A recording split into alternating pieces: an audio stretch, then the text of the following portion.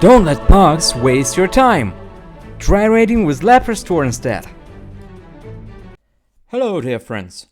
Character leveling is an integral part of any MMORPG, and New World is no exception. In order to explore the entire Eternum and unravel its secrets, you must reach the maximum level of 60.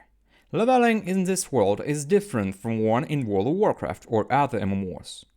That is why in today's video we'll tell you about the differences of leveling in New World, and also consider all the nuances that will allow you to get to the necessary level as soon as possible. The main way to gain experience in New World is to complete missions. The greatest benefits will come from completing story quests and side missions, which will allow you to get the necessary amount of experience points to move to the next location or fight elite opponents. You can find such tasks by traveling across different locations or by visiting one of the capitals, where you can take missions from the board of town projects, which in most cases are simple and quick to complete. You can as well talk with a resident of the capital or a factional representative. Factional missions are divided into two types, PvE and PvP focused. In terms of the amount of experience gained, the difference between them is not significant. However, PvE quests take much longer to complete, in comparison with PvP tasks, which are usually performed immediately outside the walls of the capital, where you can take the task. In addition, activating the PvP mode gives a 10% more of experience, which will also be awarded for killing players. However, it is worth considering the fact that you can be killed by enemy players, so there are always risks of longer leveling. In PvE, the chance to fail is a lot lower, so when choosing between them, you should rely solely on your own strength and skill.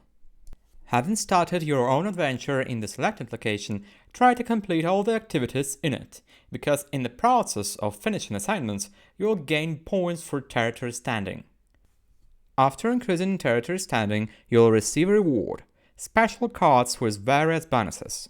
To display active bonuses and cards available for activation, press M button and select territory standing in the left corner. The most profitable, in our opinion, are cards for experience and an increased speed of collecting resources. Also, do not forget to read the notes from the books scattered all over the area, marked in blue. They contain information about the lore of the game, the study of which brings experience nearly equal to killing 3 mobs of your level. Also, try to explore known areas of the location which are indicated with a question mark on the map. Along with the experience, there may be chests with nice loot. In addition, on the way of completing any task, you will often come across plants and hostile animals, which, after collecting or flaying, will bring not only experience, but also level up connected profession skill, increasing the level of which will also bring you experience, so do not neglect them. Separately, I would like to consider the exciting quest for fishing, which will award the legendary fishing rod and the profession itself. But we'll leave them until the next video. In addition to everything previously said, do not forget to collect loot from chests and defeated enemies. They may contain weapons, equipment, as well as materials for crafting potions and other items. However, do not forget about the weight of your luggage. Completely filling blocks powerful weapon abilities. You will not be able to jump and you will lose mobility, which will significantly complicate your life in the game. Adding to the previously mentioned, a certain amount of experience can be gained through grinding mobs, but the destruction of dozens or even hundreds of mobs will be less rational than completing quests, due to the small amount of experience that is given for killing them, so this is simply not profitable. The exclusions are mobs that need to be destroyed on assignment, and elite mobs, which should be killed in a group of several people. So, earlier, we considered all the main activities for gaining experience and quick leveling of the character. The next in turn are practical tips and tricks that will help you get the most out of the time spent in the game and increase the efficiency of your actions. The first advice is to try to find yourself a group, as it is much faster, safer, and more assuming to perform all the previously described activities while in the team. The second tip: be sure to use potions that restore health, mana, or increase damage to mobs of a specific type.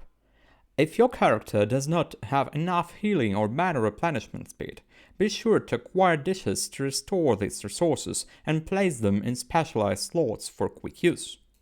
If needed, dishes that increase the characteristics of your character can also be placed in these slots. You can buy them at auction or make them yourself. The next tip is to use fast travels. For this you need to explore the location and find obelisks that serve as fast travel points. In addition, do not forget to set up camp, which will become a resurrection point after death. And when visiting the capitals, be sure to register in taverns to be able to move between cities and obelisks using Azov and a free return, which will be available once an hour. Azov itself is used not only for fast travel, but also it improves the abilities of your weapon, so be sure to keep an eye on its availability.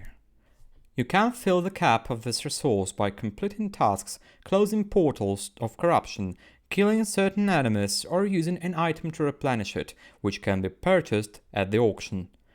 You can also create weapons and tools for yourself, enhancing them with a special modifier for extracting Azov. In addition, do not forget to disassemble weapons and unnecessary things that you will loot as you level up in order to use them to repair broken equipment. To repair a broken item, you need to left-click on it and then click Repair, after which you will find out how much gold and repair parts are needed to restore it. The parts themselves can be obtained by disassembling any other item using the salvage action. While hovering, you will see how many spare parts and gold you get after salvaging a particular item.